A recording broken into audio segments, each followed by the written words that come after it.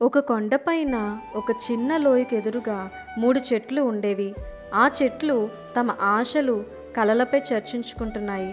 మొదటి చెట్టు, ఏదో ఒక రోజు నేను బంగారము, వెండి మరియు విలువైన రత్నాలతో నిండి ఉండాలని కోరుకుంటున్నానని అంటది. రెండో చెట్టు తర్వాత మాట్లాడుతూ అంటది, ఏదో ఒక రోజు నేను ఒక శక్తివంతమైన ఓడనవుతాను. నేను రాజులను మరియు రాణులను సముద్రాలను దాటి భూమి యొక్క చాలా మూలలకు తీసుకువెళ్తాను అని అంటది. చివరగా మూడవ చెట్టు, నేను ఇక్కడే ఉండి అడవిలో ఎత్తైన మరియు నిటారుగా ఉన్న చెట్టుగా ఎదగాలనుకుంటున్నాను. నేను అన్ని కాలాల్లోనూ గొప్ప వృక్షంగా ఉంటాను మరియు ప్రజలు నన్ను ఎల్లప్పుడూ గుర్తుంచుకుంటారు అని అంటది.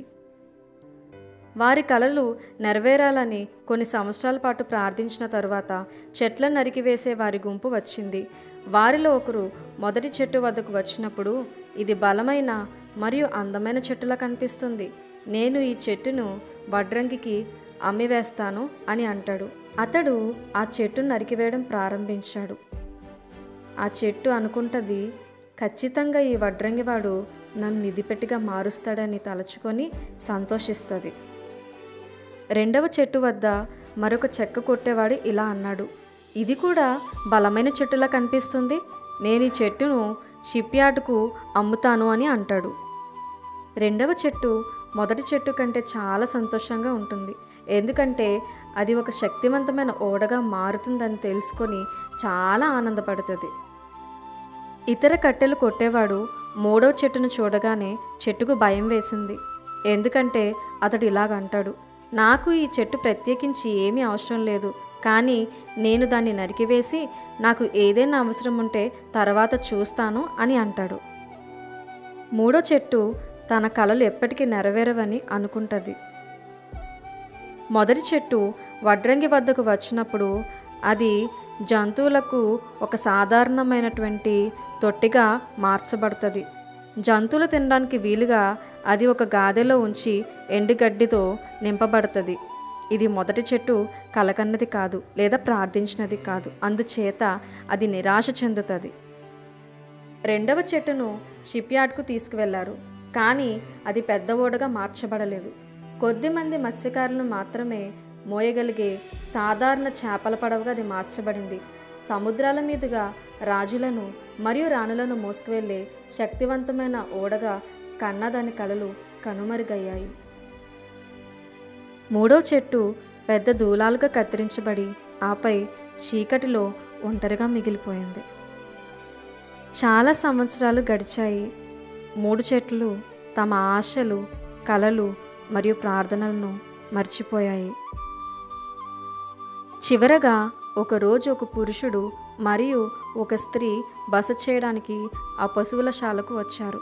ఆ స్త్రీ అక్కడే ఒక శిశువుకు జన్మనిచ్చింది. ఆమె ఆ బిడ్డను పశువుల తొట్టెలో ఉంచింది. ఏదో ఒక విధంగా మొదటి చెట్టు ఈ సంఘటన యొక్క ప్రాముఖ్యతను భావించింది మరియు అది నిజంగా అన్ని కాలాల్లోనూ గొప్ప నిధిపెట్టిగా మార్చబడిందని తెలుసుకుంది. కొన్ని సంవత్సరాల తరువాత చిన్న పడవగా మలచబడిన ఆ రెండో చెట్టులోనికి ఒక సమూహం వచ్చింది. వారిలో ఒకరు అలసిపోయి గాఢ నిద్రలోకి జారుకున్నారు. ఒక పెద్ద తుఫాను వచ్చింది మరియు రెండవ చెట్టు మనుషులను సురక్షితంగా ఉంచేంత బలంగా ఉందని భావించలేదు. ఆ ఓడలున్న ఇతర వ్యక్తులు నిద్రలో ఉన్న వ్యక్తిని లేపారు. ఆయన శాంతి అని అనగానే ఆ తుఫాను అకస్మాత్తుగా ఆగిపోయింది. ఇప్పుడు రెండవ చెట్టు నిజంగానే రాజుల రాజును మోసుకెళ్ళిందని గ్రహించింది. దాదాపు 3 సంవత్సరాల తరువాత ఎవరో వచ్చి ఆ చీకటి షెడ్లో పడవేయబడిన మూడవ చెట్టు యొక్క దూలాలను బయటకు తీశారు. దాన్ని మోస్తున్న వ్యక్తిని చూసి ప్రజలందరూ ఎగతాళి చేశారు. వీధుల గుండా ఆయన తీసుకువెళ్లారు. ఒక చిన్న కొండపైకి వచ్చినప్పుడు ఆ వ్యక్తిని ఆ దూలానికి వ్రేలాడతీశారు. అప్పుడు ఆయన అక్కడ చనిపోవడానికి వారు ఆ దూలాన్ని గాలిలోకి లేపారు. ఆ మూడవ చెట్టు సిగ్గుతో వణికిపోయింది. ఆదివారం ఉదయం వచ్చినప్పుడు మూడవ చెట్టు అకస్మాత్తుగా అందరికీ కనిపించేలా ఒక కొండపై నిలబడింది. అది ఊహించిన దానికంటే ఆకాశానికి దగ్గరగా ఉన్నదని గ్రహించింది. ప్రపంచంలోని అత్యంత ఎత్తైన చెట్టు కావడం కంటే ఇది దానికి ఎంతో మేలని సంతోషించింది. ఎఫెసీయులకు 3వ అధ్యాయము 20వ వచనము.